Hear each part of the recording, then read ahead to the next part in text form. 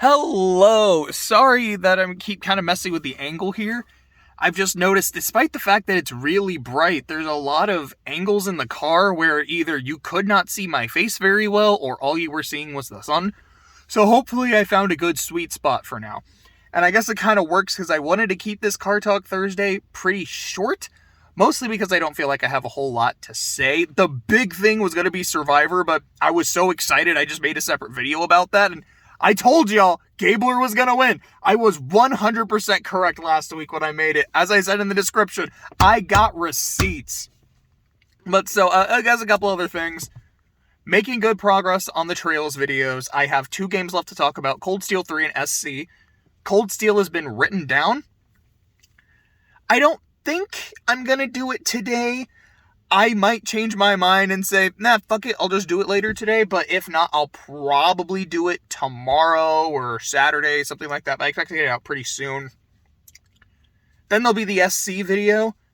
After that, I'm going to do one more. Now that I've actually talked about each game individually, gone into detail, and spoilers and whatnot, I want to actually do a ranking. Because that's what I originally wanted to do. But I'm like, I kind of want to go through each game individually and see if my ranking would actually be different now. And yeah, some games that I thought would have been higher are lower on the list.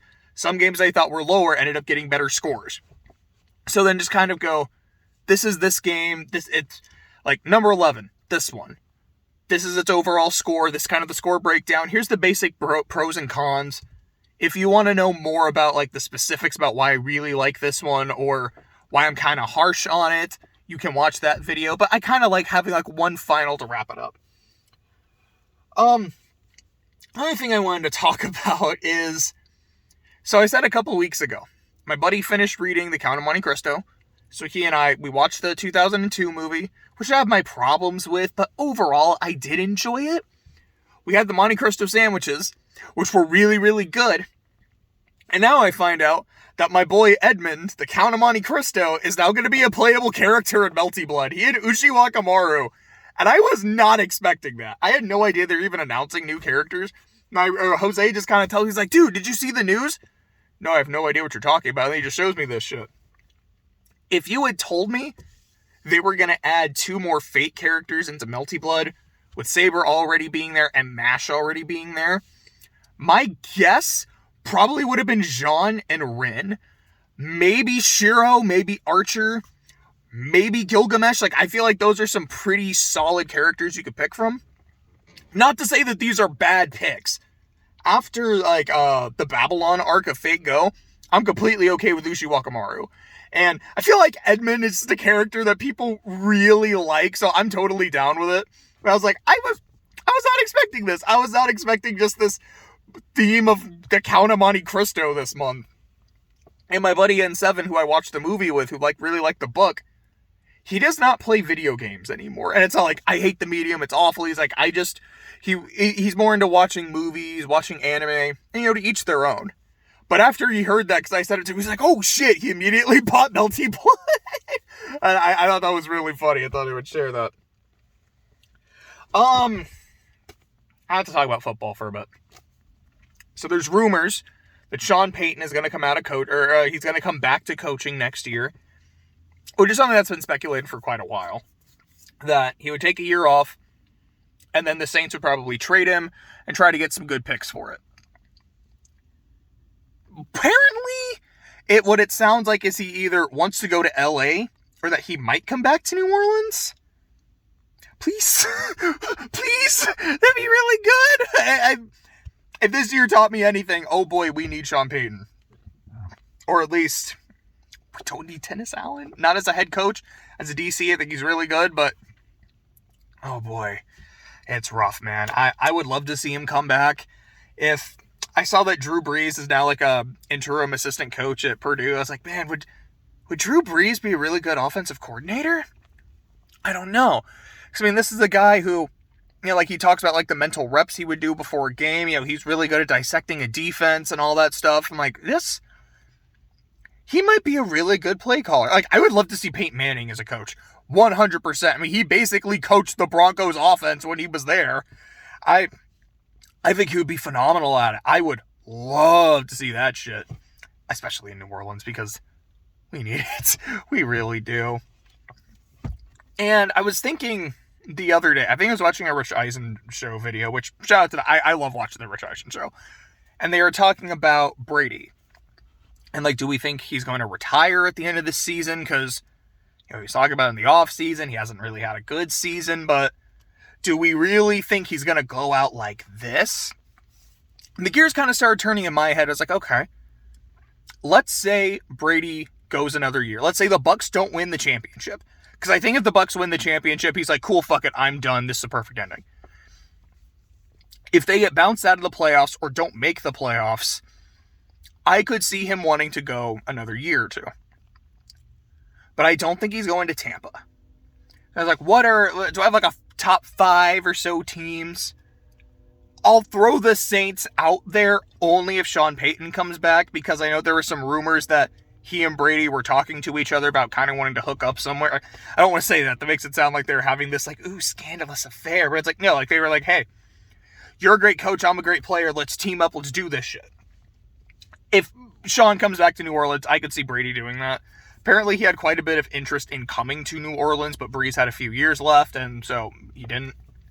That's an option. Apparently, he was going to go to the Raiders, and I think Gronk and, I don't remember the other guy's name, though, like UFC or whatever guy, Dana White or some shit. Isn't that the... No, I think it's Vanna White is Wheel of Fortune, and Dana White is UFC. I could be completely wrong about that, but Gronk was telling a story about how, like, yeah, me and Brady were going to the Raiders, and that ended up falling through because Gruden said no. There's no Gruden to say no anymore, and Josh McDaniels, Brady and he had a lot of success together. Like, we all talk about, I said we, but I see a lot of talk about how McDaniels is not a good coach. At least how he's not a good head coach, and yeah, I mean, they lost to Jeff Saturday, who, like, a week or so before tweeted, the Raiders suck, and then got hired off the couch to coach, and they lost to that guy. Baker Mayfield didn't even know the fucking playbook, and he beat the Raiders. This was a team that was in the playoffs last year, and they're a shell of themselves, man. But you get Brady in there, working with, you know, his old coach, where there's some familiarity, who knows?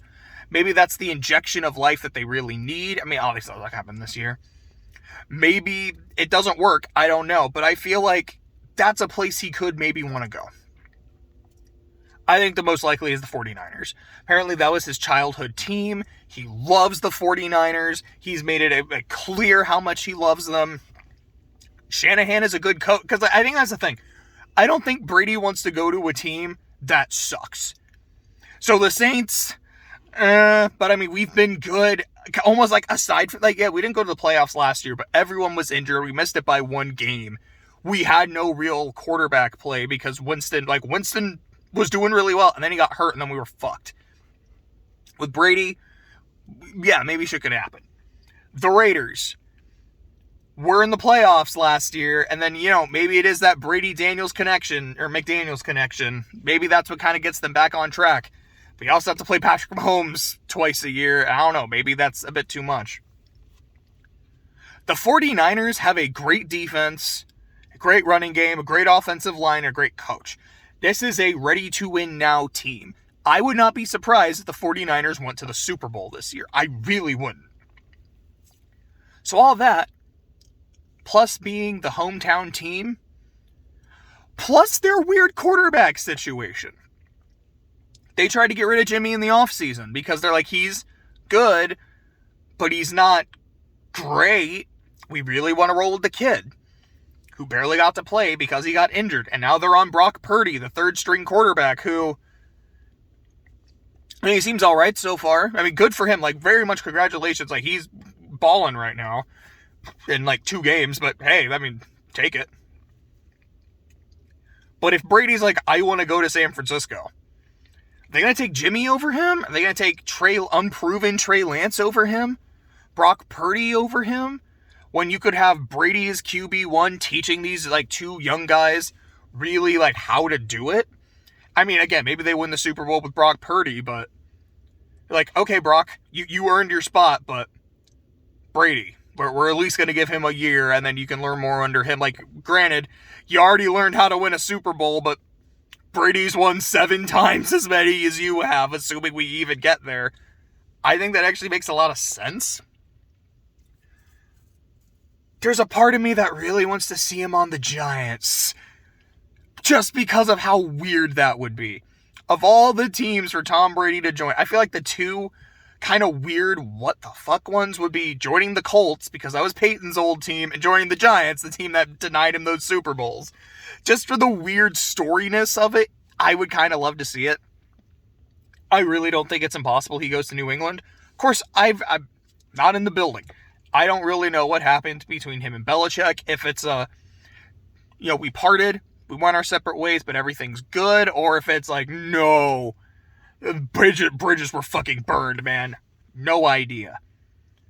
But if he, goes away from New England, wins a Super Bowl, has then a pretty good year, and then the worst year of his career, and then goes back, that might not be a terrible ending.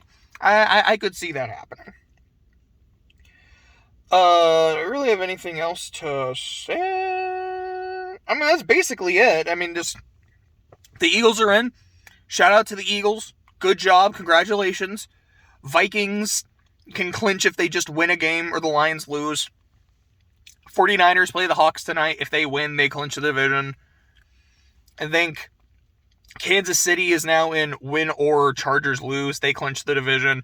If the Bills win, I don't remember who the Bills are playing. If they win, they clinch a playoff spot, but not the division yet. Do they play the Dolphins this week? I don't remember if it's this week or... No, yeah, I think it is this week that they play the Fins. But that won't get the division. I don't really want to predict shit yet about, like, who's actually going to finish winning divisions of playoff spots. I think a lot of that is... A lot of it feels pretty set in stone. So it's like, oh yeah, I think the Eagles are going to win the NFC East. Yeah, well, no shit. I think the Vikings are going to win the NFC North. Yeah, no shit. Like, that doesn't really mean anything. I'll say this. A, it feels weird that the Lions and Jets are playing each other in December, and it is a meaningful game for both teams. That's kind of bonkers. The Lions might make the playoffs.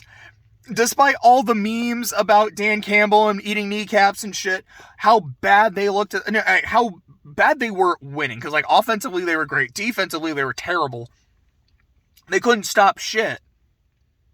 I don't remember how many games they lost at the start of the year. Because they won, like, game 2 or so. But the record was awful. And now they're, like, 6-7. They're in striking distance. If the Lions get in, I would love to see a world where 7-seeded Lions go to Minnesota for round 3, beat the Vikings. They beat them once, almost beat them twice. So it's like, all right, they beat the Vikings. Then they go to Philly, rematch of week 1, epic shootout. Lions beat the Eagles. And then for the NFC Championship, probably beat the winner of, like, Cowboys 49ers for the NFC. And then they win and... I don't know, like, play the Bengals, play the Bills, play the Chiefs. It sounds like some fun shit, and it can happen. That's the most wild part to me. It's this... could you imagine if literally this Lions-Jets game is a Super Bowl preview? Because it could. I'm not saying it will. I'm not saying it's likely. But the fact that it can be is wild, exciting, and really fun. That's kind of it. I wish I had more to say. I feel like I usually have more things to talk about, but haven't watched any DreamWorks movies, and if I did, they'd be their own separate videos. Trails videos are their own separate videos. Survivor is its own separate video this week. Holy shit, what a finale. I kind of reiterate a couple things I said. I'll reiterate the last thing I said in my Survivor video. Even though I saw it coming, at least since last week, I was very kind of hot and cold on the season. There are parts I really liked, parts I was like, it's okay.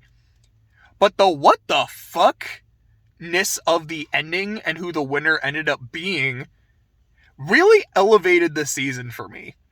It's not very often where I go, wow, the main character didn't win. Or, like, not even make it to the end. And the fact that it had such a surprise ending like that, like, that's so interesting. Something I know I didn't say yesterday because I forgot. As Jesse is losing fire, and it's clear Gabler's beating him here. Like, Jesse, there's nothing he can do. The jury seemed so sad. They're like, no way. Like, guys, this can't be happening right now. Like, they were all rooting for him. He literally might have swept the jury and had a perfect game. Because Carla did vote against him, but he idled it, so it doesn't really count. I mean, I guess you can argue that is a perfect game. No votes cast or no votes counted. Because I know in Cambodia, Jeremy had 3 votes cast against him, but they were all negated by an idol.